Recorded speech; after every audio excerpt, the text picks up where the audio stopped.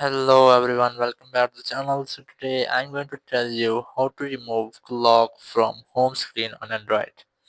If you are using an Android phone and you want to remove the clock from your home screen, so let's see how can you do this. You just have to follow a simple method, which is you have to keep a long press on your clock and then select remove. In this way you can easily remove your clock from your home screen, but if you want to add, you just have to keep a long press on the empty place on your home screen and then select widgets. In widgets, just look for clock widget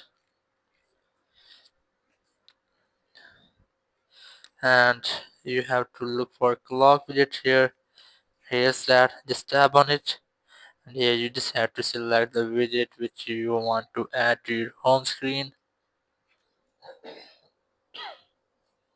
As I'm going to select this one, so just tap on add widget and it will add to your home screen. You can easily move it by just pressing on it. So that's how you can easily remove clock from home screen on Android. Thank you very much for watching the video. Until the next video, bye bye.